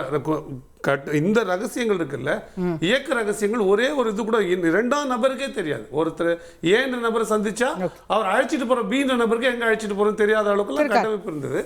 அவர் எதனால அப்படி பேசுறாரு? எல்லாரும் படத்துக்கு ஒரு உதவியா போன சீமான் அவர்கள் வந்து எதுக்கு இயக்க ரகசியங்கள் அப்படின்னு பாக்குறீங்க? அது ஒரு திரைப்படத்திற்கு ஒரு உதவி செய்ய போனாரு. கேட்டுக்கொண்டுதான் போனாரு. நான் இல்லைன்னு சொல்றேன். அப்படி போல வேற வேற காரணங்களுக்காக போனாரு. போருக்கு போறதுக்காக போயிருந்தாரா? வேற வேற காரணங்களுக்காக போயிருந்தாரு. அதுக்கு அரசியல் காரணங்கள், போருக்கு உதவி. அவர் அரசியல், அதாவது அவர் வந்து பயிற்சி போராளியா மாறதுக்காக அங்க போயிருந்தாரா? என்ன புரியல கேளுங்க. அவர் பயிற்சி எடுத்து போராளியா மாறுறதுக்காக அங்க போயிருந்தாரா? இங்க தமிழ் நிலத்துல ஈழ விடுதலைக்கு என்னென்ன உதவிகளை செய்ய முடியும், அதை யார் மூலமா செய்ய முடியும், எந்த மேடைகள் அது எப்படி பேச முடியும், ஆட்களை எப்படி திரட்ட முடியும், இங்க இந்த அரசியல்ல எந்த அளவுக்கு அந்த ஆதரவு கிடைச்சா அங்க ஈழம் அடையறதுக்கு வசதியா இருக்கும். அந்த காலகட்டங்கள்ல தமிழ்நாட்டுல ஈழ விடுதலை பேசிய எவ்வளவோ தலைவர்கள் எல்லாரும் தான் இருந்தாங்க. ஏன் சீமான் அவர்கள் தேர்ந்தெடுத்து திரு பிரபாகரன் அவர்கள் சந்திக்கணும்? சீமான் அவர்கள் மட்டும் தான் போனாருன்னு நீங்க சொல்றீங்களா? ஏன் ஐயாவை சொல்ல முடியாதா? என் குளத்தூர் மணி அவர்கள் சொல்ல முடியாதா? வைகோ அவர்கள் அவங்களாம் போல நாங்க என்னைக்குன்னா சொல்றோமா? இவர்களுக்கெல்லாம் போலன்னு சொல்ல வேண்டிய தேவை எங்கிருந்து ஏற்படுதுன்னு நீங்க பார்க்கணும். ஒரு நபர் இல்ல, இது ஒரு நபர் செய்து முடியாது. எம்ஜிஆர் காலம் தொட்டு அவரும் போனாரு. அதுல ரொம்ப இவர் சீமான் அவர்கள் ரொம்ப கவரப்பட்டுட்டாரு. அங்கே இருந்துறேன்னு கூட விருப்பப்பட்டாரு. அதை பிரபாகரன் அவர்கள் ஒத்துக்கல, தேசிய தலைவர் ஒத்துக்கல. திரு கார்த்திக், நான் வந்து திரு குளத்தூர் மணி ஐயா அவர்களை வந்து நான் கேள்விப்பட்டது, எனக்கு 5 வயசு 6 வயசு இருக்க போது மேட்டூர்ல இருந்த போது சித்தப்பாக்கு உதவி செய்தார். அப்பவே எனக்கு அவர் தெரியும். மற்றபடி நீங்க சொல்ற அவ்வளவு அரசியல்வாதிகளோட நாங்க நெருங்கி நான் 98ஆம் ஆண்டு வரை இந்தியாவில இருந்திருக்கேன். அப்புறம் 2001 வந்திருக்கேன் அங்க தாத்தா பாட்டி கிட்ட. சீமானை நாங்க எங்கேயுமே சந்திச்சதும் இல்லை, பார்த்ததும் இல்லை. அப்படி இருக்கிற போது அவரை கூப்பிட்டு அவருக்கு பயிற்சி கொடுத்து அவர்கிட்ட பொறுப்பை கொடுக்குற அளவுக்கு சீமான் மாதிரியான ஆட்களோட பழகினா எங்களையும் வீட்டுல அடிப்பாங்க. ஓகே, திரு ரமேஷ் சேதுராமன் அவர்கள்ட்ட கொண்டு போக நினைக்கிறது, இந்த அரசியல் எடுபடும் நினைக்கிறீங்களா? இது அவருக்கு அரசியல் ரீதியாக சீமான் அவர்களுக்கு தமிழ்நாட்டில் உதவ போகுதா? இல்ல, இப்போ ஒரு பேச்சு பொருளா இருக்கு இல்லையா? அரசியலை பொறுத்த வரைக்கும் ஒரு விஷயம் சொல்லுவாங்க, there is nothing called bad publicity அப்படின்னு சொல்லுவாங்க. தமிழ்நாட்டை பொறுத்த வரைக்கும் நீங்க வந்து ஒரு லைம்லைட்ல இருக்கணும், நீங்க ஒரு பேசு பொருளா இருக்கிறதுங்கிறது வந்து முக்கியம். அந்த பேசு பொருளாக இருப்பதற்கு நீங்க எந்த முக்கியமான விஷயத்தை தொடறீங்க அப்படிங்கிறது. அது குறிப்பா வந்து நீங்க வந்து ஒரு மெயினா ஆளும் கட்சின்னு வச்சுக்கோங்க, இல்ல ஆளும் கட்சி எதிர்கட்சியாக இருக்கக்கூடிய கட்சிகள் அவர்களுடைய கோட்பாடு அப்படின்னா அதுக்கு அடிநாதமாக எதை வந்து பயன்படுத்துறாங்க, ஒரு பிம்பத்தை பயன்படுத்துவாங்க. அந்த பிம்பம் அப்படின்னு இங்க தமிழ்நாட்டுல சொன்னோம் அப்படின்னாக்கா திமுக அதிமுக அந்த திராவிட கட்சிகள் அப்படின்னா அவங்க பேசக்கூடிய ஒரு முக்கியமான ஒரு பிம்பம் அப்படின்னு பார்த்தாக்க பெரியார் என்று இவர்கள் கூறக்கூடிய ஈவே ராமசாமி நாயக்கர். அப்படின்னு இருக்கும்போது அப்போ அவருடைய அந்த பிம்பத்தை உடைச்சாதான் தனக்கு ஒரு வளர்ச்சி இதைக்கு அடுத்த கட்டத்துக்கு அந்த பிம்பத்துக்கான வாக்கு வங்கி தானே தமிழ்நாட்டுல அதிகம். அதை உடைக்கணும்னா இப்போ அந்த வாக்கு இது ஒரு பப்ளிசிட்டி. இது பாருங்க, பெரியார் எதிர்த்து பேசினா அவருக்கு வந்து ஒரு பப்ளிசிட்டி கிடைக்குது அப்படின்னா பிஜேபி தொடர்ந்து எதிர்த்து தான் பேசிட்டு இருக்கு. ஹெச் ராஜா அவர்கள் வந்து எவ்வளோ தீவிரமா பெரியார் எதிர்த்து இருக்கிறாரு, ஆனா அவர் அரசியல் ரீதியா அவரால் வெற்றி பெற முடியலையே. இந்துத்வா வர்சஸ் திராவிடனிசம் அப்படின்னு நீங்க கொண்டு போனீங்க. இன்னைக்கு அதை தமிழ் தேசியம் வர்சஸ் திராவிடனிசம்னு கொண்டு போறாங்க. அப்படித்தான் நான் பாக்குறேன். அப்போ ஒவ்வொரு காலகட்டத்திலும் ஒவ்வொருத்தர் அதுக்கான முயற்சி எடுப்பாங்க. அந்த வகையில இப்ப சீமான் அவர் தனக்கு அதன் மூலமாக அரசியல்ல நான் வந்து தன்னுடைய கொள்கை கோட்பாடுன்னு ஒண்ணு நான் வைக்கிறேன், அதை நிலைநிறுத்த முடியுமாங்கிற அளவுல அவர் பெரியார் எதிர்ப்பு பிஜேபி முன்னெடுக்கிறத விட இவரே முன்னெடுக்கும் போது அது வந்து ஒர்க் அவுட் ஆகும் நினைக்கிறேன். இல்ல, அது வந்து நீங்க டிஃபரெண்ட் பாயிண்ட் ஆஃப் வியூல இருந்து பாக்குறது தான் நான் சொல்றேன். நீங்க பாஜக எதிர்ப்பதுங்கிறது அவங்க ஒரு டைரக்ஷன்ல எதிர்க்கிறாங்க. அவர் வந்து இந்துக்களுக்கும் இல்ல மற்ற விஷயங்களுக்கும் எதிராக தான் ஒரு பக்கம் எடுக்கிறாங்க. இவர் இன்னொரு பக்கத்துல இருந்து எடுக்கிறாருன்னு நான் பாக்குறேன். அவருடைய குறி என்பது என்னன்னா, நான் அந்த பேஸ நான் உடைக்கிறேன், அந்த பேஸ உடைக்கிறது மூலமா என்னுடைய பொசிஷனை நான் ஸ்ட்ரெங்தன் பண்றேன் அப்படின்னு தான் நான் பார்க்க முடியும். இப்ப இதுதான் வந்து சிலர் விமர்சனமாவும் வைக்கிறாங்க. இப்ப நீங்க சொல்றீங்க இல்லையா, பெரியாரை பிஜேபி ஒரு புறம் இருந்து எதிர்க்கிறது, சீமான் மறுபுறம் இருந்து எதிர்க்கிறாருன்னா அப்போ அவர் பிஜேபியோட ஒரு ப்ராக்சியா பண்றாரு, இல்ல அவர்களுக்கு உதவி செய்ய இதை செய்கிறார் அப்படிங்கிற ஒரு விமர்சனத்தை இன்னைக்கு பெரியாரிஸ்டுகள் வைக்கிறாங்க. இப்ப நான் என்ன கேக்குறேன், திமுக அரசுல செய்யக்கூடிய பல விஷயங்களை இன்னைக்கு கம்யூனிஸ்டே கிரிட்டிசைஸ் பண்றாங்க. கம்யூனிஸ்ட் தலைவர் ஒருத்தரே வந்து இங்க வந்து இவங்க வந்து சர்வாதிகாரத்தோட ஒரு எமர்ஜென்சி மாதிரி, அறிவிக்கப்படாத எமர்ஜென்சி மாதிரி ஏதோ ஒரு நிலைக்கு கொண்டு போறாங்கன்னு. அப்ப பாஜக அவங்க ஹெல்ப் பண்றாங்கன்னு சொல்ல போறீங்களா? இது எப்படி இருக்குன்னா, அவங்களுடைய கட்சி முக்கியம், அவங்களுடைய வளர்ச்சி முக்கியம்ங்கிற முறையிலும் அவங்களோட அரசியல் எதிர்காலம், அதுல வந்து தங்களோட பொசிஷனை எப்படி ஸ்ட்ரென்தன் பண்ணிக்கிறது அப்படிங்கறதுலாம் இருக்கு. இது இன்னொருமே சொல்லலாம். இப்போ பிம்பங்கள் கட்டமைக்கப்பட்டதுன்னு நான் சொன்னேன். இதுக்கு பல உதாரணங்கள் இருக்கு. இது வந்து இவங்க வந்து என்னன்னா ரிபப்ளிக் டே பெரேடோ இல்லைன்னா இண்டிபெண்டன்ஸ் டே பெரேட்னு வந்து அதுக்கு ஒரு வண்டி அனுப்புறேன்னு பார்த்தா அதுல முன்னாடி வந்து இவங்க வந்து அந்த அந்த அந்த வண்டியை வந்து அலோவ் பண்ணலன்னு சொன்னாங்க. எதுக்காக அலோவ் பண்ணல? அங்க வந்து பெரியார் என்னும் அவருடைய உருவத்திலேயே வச்சிருந்தாங்க. அதனால அவர் கடந்த காலங்கள் நான் அப்படித்தான் பாக்குறேன். ஏன்னா கடந்த காலங்கள்ல அவர் சொன்ன வந்து இந்தியாவிற்கு எதிராக சொல்லப்பட்டது, அதாவது இந்த ஆகஸ்ட் 15 துக்க தினம் சொன்னதுல இருந்து ஆரம்பிச்சு எங்களுக்கு நாடு வேணுங்கிறதுக்காக அவர் இறந்த பிறகு அரசு மரியாதை வழங்கப்பட்டது. அதெல்லாம் வழங்கப்பட்டதுங்க. அதுக்கு முன்னாடி அவர் இந்தியாவுக்கு எதிராக பேசியவர், அவருக்கு தேசிய கொடி கிடையாதுன்னு சொல்லிருக்கலாமே. இல்லைங்க, அது மாநில அரசு. அதுக்கப்புறம் எல்லாம் என்னென்னலாம் கூத்தெல்லாம் நடந்ததுன்னு நம்ம பார்த்தோம்ல. அது அவர் இருந்தவர்களுக்கும் முதல்ல வந்து ஒருத்தர் பேசிக்காததா, திமுகவை பத்தி இவர் பேசாததா, என்னெல்லாம் பேசியிருக்காருன்னு பார்த்தோம். கம்யூனிஸ்டுகளை வந்து இவர் பேசாததா, எந்த அளவுக்கு பேசியிருக்காருன்னு பார்த்தோம். ஆனா அப்புறமா வந்து இவருக்கு அவர் செலவைக்கணும்னாரு, அவருக்கு இவர் செலவைக்கணும்னாரு, இப்படியெல்லாம் வந்து நடந்ததெல்லாம் பார்த்தோம். இதே மாதிரிதான் வந்து இது திராவிட பாரம்பரியம்னு பாக்குறோம். இதே மாதிரி ஒரு உதாரணத்துக்கு சொல்லணும்னா திமுகவில இருந்து வந்து பிரிஞ்சதுக்கு அப்புறமும் பல முறை லவ் அண்ட் ஹேட் ரிலேஷன்ஷிப்ன்ற மாதிரி நம்ம மதிமுகவை சேர்ந்த அந்த கட்சியின் தலைவர் வந்து எப்படி எல்லாம் பேசியிருக்காருங்கிறதையும் பாக்குறோம். இன்னைக்கு அவங்களோட நிலைப்பாடு என்னங்கிறதையும் பாக்குறோம். இது முரண்கள் தான். நீங்க வந்து அவங்களோட அரசியல் ஆதாயத்துக்காக எப்படியும் போவாங்க. இது மட்டும் இல்லாமல் எப்படி பிம்பத்தை கட்டமைச்சாங்கிறதுக்கு ஒரு உதாரணம் சொல்றேன். ஈவே ராமசாமி நாயக்கர் அவர்களுக்கு வந்து யுனெஸ்கோ அவார்டு கொடுத்தாங்கன்னா நம்ம பாடத்திட்டத்தெல்லாம் வச்சிருந்தாங்க. ஏன்னா யாரு போய் வெரிஃபை பண்ண போறா, எவனுக்கு தெரியும் அப்படின்ற மாதிரி. ஆனா அதெல்லாம் வந்து உண்மைக்கு புறம்பான விஷயங்கள் என்னங்கிறதெல்லாம் வந்து எல்லாருக்குமே தெரியும். இந்த மாதிரியாக ஒவ்வொரு விவகாரத்திலையும் இவங்க ஒரு பிம்பத்தை கட்டமைச்சிருக்காங்க. அப்போ அந்த பிம்பத்தை உடைப்பதற்காக அவங்க வந்து அதை வந்து எதிர்த்து பண்றாங்க அப்படின்னு தான் நம்ம பார்க்க முடியுங்கிறது என்னுடைய பார்வை. பெரியார் எதிர்ப்பை நீங்க தமிழ் தேசிய ஆங்கிள் இருந்து முன்னெடுக்கும் போது அது ஒர்க் அவுட் ஆகும் அப்படிங்கிற ஒரு பார்வை. நண்பர் ஸ்ரீதர் சொன்னதுல இருந்து வர்றேன். பெரியாரை நாங்கள் மீள் வாசிப்பு செய்தோம்.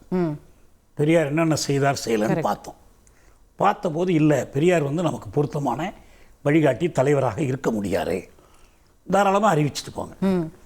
பிரபாகரனா பெரியாராங்கிற கேள்வி இங்கிருந்து எங்கேருந்து வந்துச்சுங்க? ஏன்னா அவர் எந்த ஆதங்கத்துலேருந்து அந்த அந்த கான்வர்சேஷனில் பேசும்போது அது எங்கே வருதுன்னா, நீங்கள் இப்போ பிரபாகரன் படம் போலின்னு ஆரம்பிக்கிறீங்க, நான் ஃபோட்டோ எடுத்துக்கிட்டதை போலின்னு நீங்கள் ஏன் சொல்கிறீங்க? அப்போ நாங்கள் வந்து பார்த்துருவோம் பெரியார். அது ஒரு அந்த ஃப்ளோல அது யாராவது ஒருத்தர் இப்படி ஒருத்தன் போலின்னு சொன்னால் உடனே இப்படி பேச முடியுமா? நீங்கள் அடிப்படையிலேருந்து சாரத்திலேருந்து வரணும். என்ன பிடிக்க கூடாதுன்றாரா? இல்லை, நான் அப்படி சொல்லல. பிரபாகரனுக்கு எதிராக பெரியாராங்கிற முழக்கம் எங்கிருந்து பிறந்துச்சுன்னு கேட்குறேன். பெரியாரை போட்டுருங்க, கைவிடுங்க, அது பிரச்சனையே இல்லை. இப்படிதான் காயின் பண்ணணும்னு அவர் எங்களுக்கு சொல்ல முடியுமான்னு கேட்குறேன். பெரியாரா பிரபாகரனா என்ற கேள்வி இதிலிருந்து எங்கிருந்து வந்துச்சு? இந்த விவாதம் எப்படி அங்கே போக முடியும்? அப்போனா ஒரு விஷயம் புரிஞ்சு போச்சு. என்ன புரிஞ்சு போச்சுன்னா, பெரியாரை பற்றி இவங்க மீளாய்வு செய்ததுலையோ வேறு என்ன காரணத்தினாலேயோ பெரியாரை எதிர்ப்பது என்று முடிவு செய்யும் போது பெரியார் பற்றிய பிரபாகரனின் பார்வையையும் எதிர்ப்பதுன்னு முடிவு பண்ணிட்டாங்க. எனவே இது பெரியாருக்கும் எதிரானது, பிரபாகரனுக்கும் எதிரானது. இவங்க சொல்ற தேசிய தலைவருக்கும் எதிரானது, இவங்க போற்றிய தமிழர் வழிகாட்டிக்கும் எதிரானது. இங்க நான் என்ன சொல்றேன், இதை வந்து ஒரு காக்கா வட கதை மாதிரி டீல் பண்ண வேண்டாம். வரலாற்றில் என்ன நடந்துச்சுன்னு பார்ப்போம். இல்ல அது ஒர்க் அவுட் ஆகும். ரொம்ப சுருக்கமா சார், இப்போ எனக்கு ஒர்க் அவுட் ஆகுமா இல்லையாங்கிற கவலை இல்லை. எனக்கு பிரச்சனை என்னன்னா, இல்ல ஒரு அரசியல் கட்சி கடைசியா பிராக்டிகல் பாலிடிக்ஸ்ல எதை பார்க்க போறாங்க? இப்போ வந்து அவர் சொன்னாரு பிஜேபி பல வகைகள்ல பெரியாரை எதிர்க்குது, ஆனா ஒர்க் அவுட் ஆகல. திராவிட முன்னேற்ற கழகம் பெரியாரை எதிர்த்த காலம் உண்டு, பெரியாரை ஏற்ற காலம் உண்டு. எது அன்னைக்கு மக்களுக்கு ஏற்புடையதா இருக்கோ அதை செய்யறாங்க. அரசியல் என்பது எது ஜனரஞ்சகமானது, எது ஓட்டு பிடிக்கக்கூடியது, அவ்வளவுதான். இல்ல இப்ப இந்த மக்களுக்கு எது நன்மை இல்ல மக்களுக்கு இந்த எது நன்மை பேச்சு அவருக்கு ஓட்டு பெற்று தரும். அவர் பேச போறாரு. நீங்கள் அறிவித்திருக்கிற குறிக்கோளுக்கு அது பயன்படுமா பயன்படாதா என்றெல்லாம் பார்க்க வேண்டாம். எது ஓட்டு பெற்று தரும், எது யாரை சேர்த்து தரும் அப்படி பார்க்கணும். அது நான் எனக்கு உடன்பாடு. அது எங்க கருத்து இல்லையா, அவங்க சொல்றாங்க. இல்லை நான் ஒன்று தெளிவுபடுத்துகிறேன். திராவிட, அதாவது இன்னைக்கு பெரியார்னு இல்லை, இந்த சீமான்னு இல்லை, அதுக்கு முன்னாலேயே இந்த இயக்கத்துக்கு இந்த போராட்டத்துக்கு ஒரு வரலாறு இருக்குது. பிரபாகரனுக்கு முன்னாலேயே இருக்குது. 1972 இலங்கையில் புதிய அரசமைப்பு சட்டம் கொண்டு வரப்பட்ட போது அது ஒரு இன ஒதுக்கல் சட்டம். இந்த சட்டத்தை நிறைவேற்றுகிற அதிகாரம் அந்த நாடாளுமன்றத்துக்கு இல்லை என்று சொல்லி தந்தை செல்வாவும் மற்ற உறுப்பினர்கள் வெளிநடப்பு செய்து அங்கிருந்து நேராக அவங்க வந்த இடம் பெரியார் திடல். யாருக்கிட்ட வந்து சொல்கிறாங்க, முதல்ல சொன்னது இங்கே தான். பெரியார் திடலில் போய் ஐயாவை பார்த்து சொல்கிறாங்க. பெரியார் சொல்கிறாரு, ஓஹோ உங்களை அடிமையாக்கிட்டாங்கன்னு சொல்கிறீங்களா, நாங்கள் ஏற்கனவே இங்கே அடிமையாக தான் இருக்கணும் சொன்னது பெரியார். அதுக்கு பிறகு எழுதினார், அறிக்கை விட்டார். 73 வரைக்கும் அந்த தமிழ்நாடு விடுதலை கருத்தை முன் வச்சார். இன்னொன்று நல்ல ஞாபகம் வச்சுக்க வேண்டியது, சீவான் அடிக்கடி ஆதித்தனாரின் நாம் தமிழர் அதனுடைய தொடர்ச்சியாக தங்களை கருதுகிறார். ஆதித்தனாரும் பெரியாரும் கூட்டாக சேர்ந்து தமிழ்நாடு நீங்களான இந்திய வரைபட எரிப்பு போராட்டத்தில் சேர்ந்து ஈடுபட்டாங்க. எது திராவிடர் கழகமும் நாம் தமிழரும் இணைந்து. சரி, அதற்கு பிறகு இப்போ தமிழ்நாட்டில் இவங்கெல்லாம் வந்தாங்க. 83க்கு பிறகு இங்கே ஏராளமாக வந்தாங்க. இப்படி வரும்போது வியட்நாம் விடுதலையை ஆதரித்த கம்யூனிஸ்டுகள், வேறு பல நாடுகள் விடுதலை போராட்டத்தை ஆதரித்தவர்கள், அவங்க கையிலேந்தி இந்த தமிழீழ விடுதலை போராளிகள் ஏற்றுக்கிட்டு இருக்கணும். ஆனால் ஏற்றுக்கொண்டது யார்? திராவிடர் கழகத்தினுடைய வீரமணி தான். காங்கிரஸை விட்டு வெளியே வந்த நெடுமாறன் தான். இவங்க தான் இதான் சரியான தலைமையில் அடையாளம் காட்டினவங்க. அதிலேருந்து இப்போ வீரமணி, குளத்தூர் மணி, கோவை ராமகிருஷ்ணனுக்குள்ள வேறுபாடுகள் தான் விலகுறாங்க. அவங்களுக்குள்ள ஒன்றில் வேறுபாடே இல்லை. எதில் வேறுபாடு இல்லை? ஈழம் விடுதலை புலிகள்ங்கிறத வேறுபாடே இல்லை. அதில் முழுக்க ஒன்றுபட்டு நிற்கிறாங்க. இப்போ குளத்தூர் மணி வழியாகத்தான் இவர் அங்கே அறிமுகமாகிறார். எனவே இவங்கெல்லாம் போயிருந்து வைகோ வந்து இந்திய அமைதிப்படை காலத்தில் போயிருந்து இப்போ இவங்களை பற்றிய பார்வை, பிரபாகரனின் பார்வையை, பிரபாகரன் மற்றதை எடுத்துக்கிறது இருக்கட்டும், பிரபாகரன் வைகோவை எப்படி பார்த்தார், வீரமணி எப்படி பார்த்தார், குளத்தூர்மணி எப்படி பார்த்தார், ராமகிருஷ்ணன் எப்படி பார்த்தார், இந்த பார்வை சீமான்ட்ட இருக்கா? இவங்களை எல்லாம் புறக்கணிக்கும் போது நீங்க பிரபாகரனை புறக்கணிக்கிறீர்கள் என்று பொருள். இதனுடைய விளைவு என்ன ஏற்படும்? பிரபாகரனுக்கும் பெரியாருக்கும் இடையில ஒரு கோழி சண்டையை நீங்க நடத்தி அதன் மூலமாக ஈழ மக்களுக்கும் தமிழக மக்களுக்கும் இடையில் ஒரு கருத்து பிளவை நீங்கள் உண்டாக்குகிறீர்கள். உங்களுடைய சொந்த சுயநல பதவி வெறி அரசியலுக்காக செய்கிறீர்கள். ஓகே ஸ்ரீதர், நீங்க பிரபாகரனுக்கே எதிராக போறீங்க. இந்த மாதிரியான விஷயங்கள் செய்வோம், உங்க அரசியலுக்காக இப்படி தவறு செய்யாதீங்க. நான் இந்த நிலைப்பாடு வந்ததுல இதற்கே வந்து பெரியாரிய கட்சிகள் தான் காரணம்னு நான் சொல்றேன். எப்படின்னா 2009க்கு முன்ன, முள்ளிவாய்க்கால் இறுதிப்போருக்கு முன்ன இந்த கட்சிகள், அதாவது பெரியார் சார்ந்த இயக்கங்கள், அவர்கள் அளித்த பங்களிப்பை நம்ம மறுக்க முடியாது. ஆனால் 2009 அங்கே தமிழ் தேசிய போர் வீழ்ச்சி அடையிறதுக்கும் விடுதலை புலிகள் தோல்வி அடையிறதுக்கும் காரணமாக இருந்தவங்க 2 பேர். ஒன்று வந்து அதை செயல்படுத்திய காங்கிரஸ் அரசு அன்றைக்கு இருந்தது, அதை பாதுகாத்த திமுக அரசு இங்கே இருந்தது. காலை உணவு இடைவேளைக்கும் மதிய உணவு இடைவேளைக்கும் நடுவில் உண்ணாவிரதம் இருந்த தலைவரை நம்ம பார்த்தோம். அவரை நம்ம என்ன நினைக்கிறோம்னா, அந்த பிரபாகரன் அவர்களுடைய தமிழ் தேசிய கோட்பாட்டை வீழ்த்த வேண்டும் என்பதில் பங்கு அவர் எடுத்துக்கிட்டு தான் நம்ம பார்க்குறோம். கருணாநிதி அவர்கள் எடுத்துக்கிட்டான்னு பார்க்குறோம். அப்போ அந்த பங்களித்தவரோட இனி ஒரு நீங்க கருணாநிதி அவர்களோட முரண்படுங்க, பெரியாரோட அதுதான் அடுத்த கட்டம். இதற்கு பிறகு 2009க்கு பிறகு இறுதி போருக்கான மொழி இந்த பெரியார் இயக்கங்கள் யாரிடம் தஞ்சம் அடைந்தன? பெரியாருடைய பிம்பத்தை காப்பாற்றிக் கொள்ள கடைசி புகலிடமாக திமுகவிடம் தஞ்சம் புகுந்தன. இன்றைக்கும் கூட திமுகவினோட அறிவுறுத்தல் பேரில் தான் முற்றுகை உட்பட எல்லா போராட்டங்களும் நடக்குது. நான் சொல்றேன் எப்படியும் பாருங்க, இந்த பெரியாரி அமைப்புகள் எதுவும் ஒரு அண்ணா யூனிவர்சிட்டியில் பெண் வந்து கற்பழிக்கப்பட்டதுக்கு இவ்வளவு பெரிய முற்றுகை போராட்டத்தை கோட்டையை நோக்கி பண்ணல. இங்க வேங்கை வயல்ல தண்ணீர் தொட்டியில மலம் கரைக்கப்பட்டப்ப அப்ப போய் அங்க முற்றுகை போராட்டத்தை யாரும் பண்ணல. மேல்பாதியில கோவில் கதவுகள் வந்து பொதுவாக இருக்க முடியாதுன்னு ஒரு சாதிக்கு சாதகமா அடைச்சப்ப அது முற்றுகையிடப்படல. ஆனால் இந்த பேச்சு வரும்போது அது இடுது. அப்ப நம்ம எளிதா புரிஞ்ச முடியும். இப்போ இந்த பெரியாரிய இயக்கங்கள் தான், பெரியாரிய அமைப்புகள் தான், அதுல பெரியார் பங்கு இருக்கா இல்லையா நான் சொல்ல விருப்பப்படல. இந்த அமைப்புகள் தான் திமுகவிடம் தஞ்சம் புகுந்து இன்றைய தேதிக்கும் திமுகவுக்கு ஆதரவா பேசுது. அப்ப நீங்க திமுக எதிர்ங்க, அதுதான் அவர் சொல்றாரு. சேர்ந்ததுன்னு வருது. இப்போ ஒரு பக்கம் நீங்க ஏன் பெரியார் எதிர்க்கிறீங்க? பெரியாருங்கிற ஒரு ஆளுமே நீங்க பெரியாரிய கோட்பாட்டை கொண்டு வர நீங்க என்ன சொல்றீங்கன்னா, பெரியாரிய இயக்கங்களே பெரியார் வழியில செயல்படல, அவங்க வேங்கவேலுக்கு போய் நிக்கல, திமுகவோட ஒன்றிக்கிட்டாங்கன்றேன். கரெக்ட். அப்ப நீங்க எதிர்க்க வேண்டியது திமுக தலைவரையே கொண்டு போய் அங்க கொடுத்துட்டாங்கன்னு நான் சொல்றேன். அவர் இந்த கோட்பாட்டை பெரியாரை காப்பாற்றக்கூடிய இடமாவே திமுக கொண்டு போய் திமுகவோட துணை அமைப்புகளா விரல்களா மாறிட்டாங்கன்னு தான் நாங்க பார்க்கிறோம். இது ஒரு பார்வை. ஆனால் நாங்க தமிழ் தேசியத்தை எப்படி முன்னெடுக்கிறோம்னு பார்த்தீங்கன்னா, நீங்க கேட்டீங்களா இது வாக்கு வங்கி அரசியல்ல வேலை செய்யுமா செய்யாது. ஒருவேளை இது வாக்கு வங்கி அரசியல்ல வேலை செய்யும்னா இதை என்னைக்கோ திமுக முன்னெடுத்துட்டு இருக்கும்.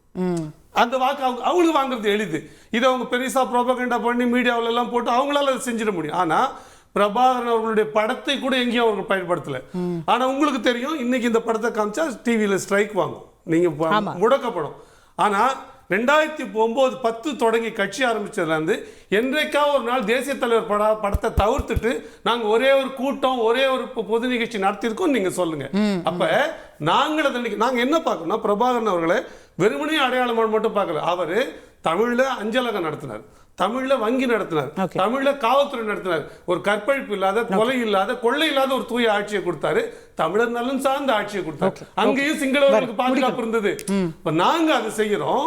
ஆனா இது துரோகம் செய்த திமுக காங்கிரஸோடு சேர்ந்து திராவிட கட்சி, பெரியார் கட்சிகள் இயங்குதுன்னு போது நாம் அதை தான் சொல்றோம். அவர்கள் தாங்கி இருக்கிற அந்த அமைப்புகளை நீங்க பெரியாரிய அமைப்புன்னு சொல்லும் போது அது கூட பெரியார் வந்து சேர்ந்து விடுகிறார். அந்த பெரியாரிய அமைப்புகள் இன்னைக்கு பெரியாரை தூக்கி பிடிக்குதா இல்ல திமுகவுக்கு விரல்களா இருக்கான்னு கேட்கிறாரு. 2009 காங்கிரஸ் அரசு இன அழிப்பில் பங்கேற்றது என்பது எங்களுடைய குற்றச்சாட்டு. அது மட்டுமல்ல, 2009 என்ன நடந்துச்சுன்னா, தோழர் மணியரசன், குளத்தூர் மணி, நாங்கள் பேசி தமிழர் ஒருங்கிணைப்பு என்று ஏற்படுத்தி நாங்கள் இந்த போருக்கு எதிராக இயங்கினோம். அதில் சீமானை நாங்கள் இணைத்துக் கொண்டோம். அவருக்கு இயக்கம் இல்லாத போதே இதே தியாகராய நகரில் மாநாடு போட்டு சீமான் அதுக்கு வர்றதுக்கு முன்னால கைது செய்யப்பட்டார். அவருடைய விடுதலைக்கு நான் தான் மாவட்ட அறிவுரை கழகத்தில் போய் வாதிட்டேன். தொடர்ந்து நாங்கள் சேர்ந்து இயங்கினோம்.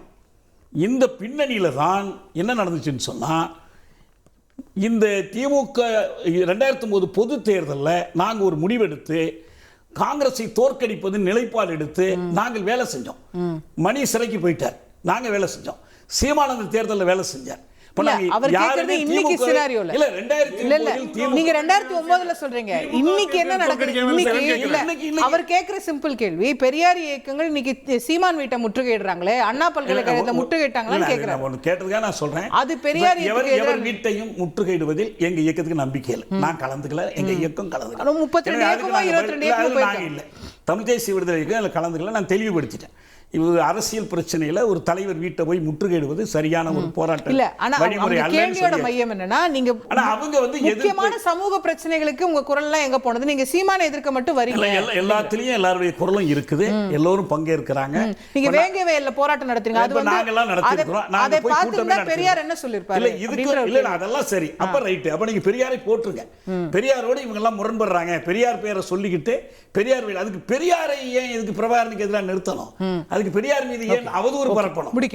பெரியாரை நாங்க கைவிடுவதற்கான ஒரு சில காரணங்கள்ல நாங்கள் வந்து இஸ்லாமியர்களும் கிறிஸ்தவர்களும் மதத்தால மாறியவர்கள் பார்க்கிறோம்.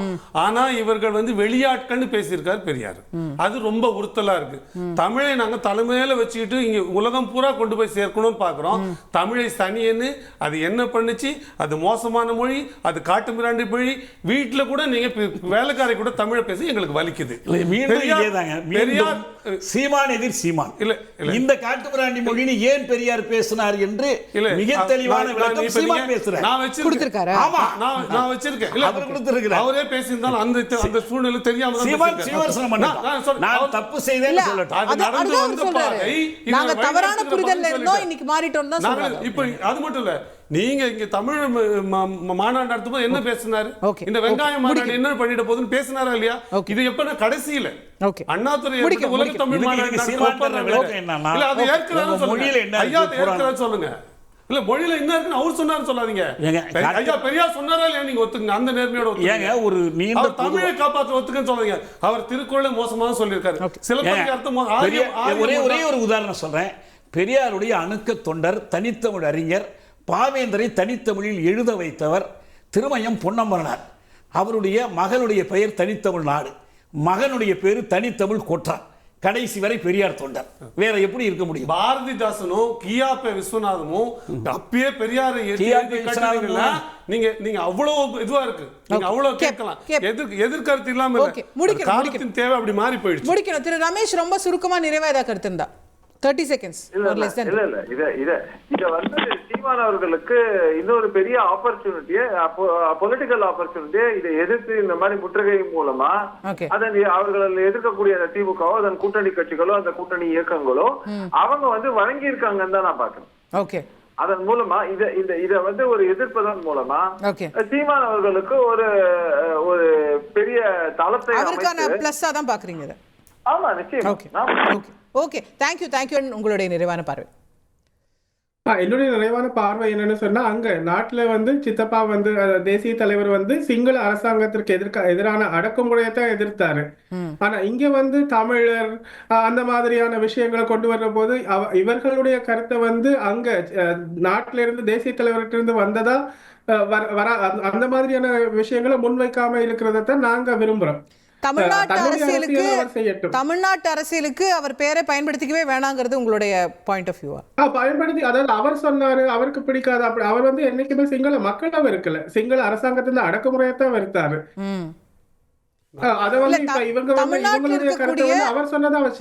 தமிழ்நாட்டில் இருக்கக்கூடிய அரசியல் கட்சிகள் திரு பிரபாகரன் அவர்கள் பேரையோ அவருடைய உருவத்தையோ அவரை தலைமையை ஏற்று பயன்படுத்துவதையோ நீங்க விரும்பல? அதாவது விரும்பல. என்னன்னு சொன்னா தவறான முறையில கொண்டு போக வேணாம். அவர் சொன்ன கருத்தை ஒழுங்கா சொல்றதா இருந்தா சொல்லட்டும். அவர் சொல்லாத விஷயங்களை அவர் சொன்னதா சொல்றது எங்களால ஏற்றுக்கொள்ள முடியாது. இல்ல, நீங்க சொன்னாத கருத்துக்கள்னு உதாரணத்துக்கு எதை சொல்றீங்க? சொல்லாத கருத்துக்கள்னா இப்ப இவங்க சொல்றாங்க, இப்ப சீமான் வந்து சொல்லியிருந்தாருன்னு சொன்னா பெரியாரும் சீமானும் தான் எதிரெதிரா நிக்கணும். அதுக்கு பதிலா அவர் சொல்லிட்டாரு பெரியாரும் தேசிய தலைவரையும் எதிரெதிரா நிக்க வச்சுட்டாரு இப்ப கொண்டு வந்து. ஆனா இப்போ அந்த மாதிரியான விடயங்களை தான் புறந்தள்ளணும்னு அவங்க பாக்குறோம். நான் நிறைவா உங்கள்கிட்ட ஒரு கிளாரிஃபிகேஷன் சொல்லணும்னு நினைக்கிறேன். நீங்கள் வந்து நிறைய விஷயங்கள் சொல்கிறதுனால சீமான் அவர்களுக்கு அவர் பேசியதுக்கு முரணா இந்த புகைப்படமே உண்மையான, இப்போ நம்ம திரையிலே பார்த்துட்ருக்கோம் அதை, அவர் வந்து திரு பிரபாகரனை சந்திச்சாரா, அந்த புகைப்படமே உண்மையான ஒரு பெரிய கான்ட்ரவர்சி போயிட்டுருக்கு. அதில் உங்களுக்கு தெளிவு இருக்கா? அந்த சந்திப்பு நடைபெற்றது தானே?